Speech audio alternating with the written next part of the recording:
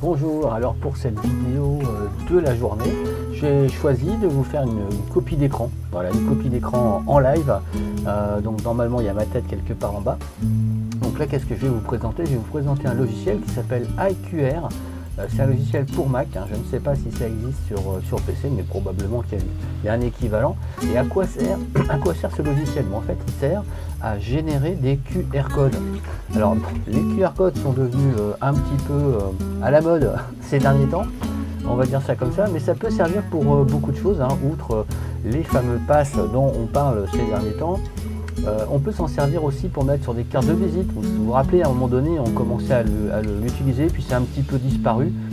C'était pas forcément pratique. Aujourd'hui, quasiment tout le monde sait scanner un QR code ou flasher un QR code. Il y a des logiciels qui sont intégrés dans les smartphones, qui sont prévus pour le faire.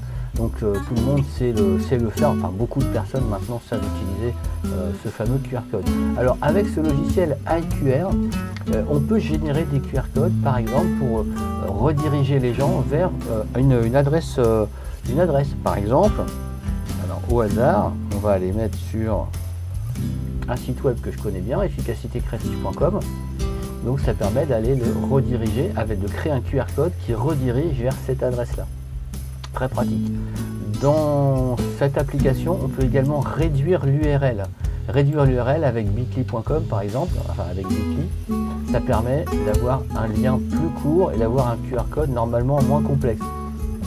En tout cas, l'intérêt de ce logiciel, c'est que ça permet de générer des QR codes très facilement. On peut générer un QR code pour une carte, pour faire une carte de visite, une V-card, pour ceux qui connaissent. Donc, par exemple, si je mets, je sais rien moi, avec André Laurent, voilà, téléphone 02, voilà, je mets son téléphone, on peut lui mettre un mail, voilà.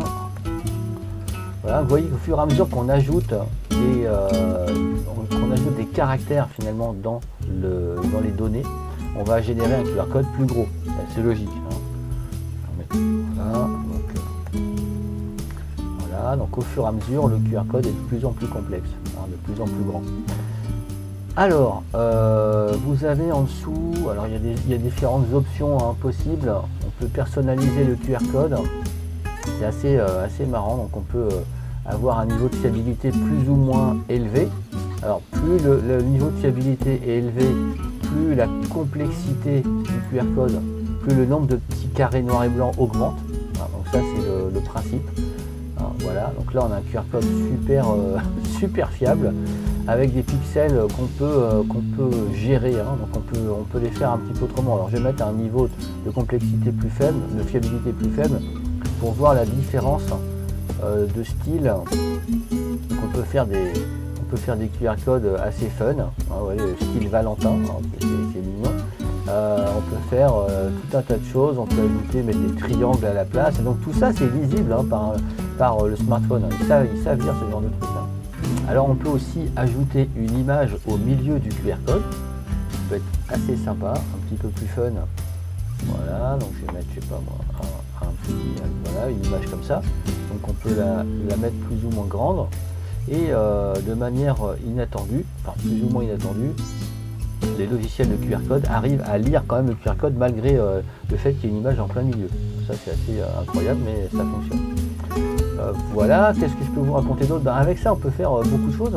On peut ajouter un événement, on peut mettre beaucoup de choses en fait sous forme de QR code, que ce soit un numéro de téléphone, faire envoyer un SMS. On peut commencer à envoyer un SMS en mettant un début de message, mettre un mail évidemment, faire un lien vers une adresse.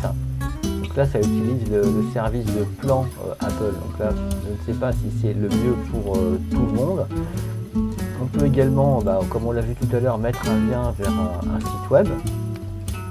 Toujours très pratique. Voilà, c'est un petit peu même la base de l'usage, on l'utilise très souvent dans ce cadre-là.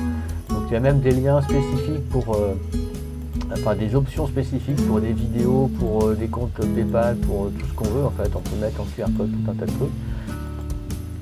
un contact, ça on l'a vu tout à l'heure, une adresse, ok, et éventuellement un code, un accès à un réseau Wi-Fi. Très intéressant pour les hôtels par exemple, qui veulent partager leur réseau Wi-Fi avec leurs clients facilement, c'est pratique.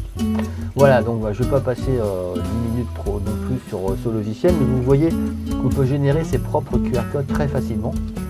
Ça peut vous servir dans plein de situations, notamment évidemment si vous recevez du public, ça peut être très pratique pour les rediriger vers des informations diverses et variées.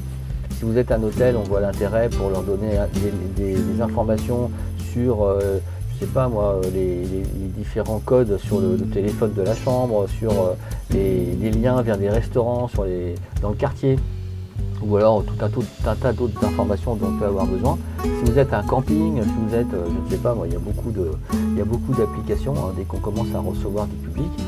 Et puis pour mettre tout simplement sur votre carte de visite, c'est aussi une possibilité. C'est en train de revenir en masse. Le QR code commence à revenir. Alors une fois qu'on a créé son QR code, il faut l'exporter. On l'exporte sous forme de fichier. Donc c'est un fichier au format que l'on veut.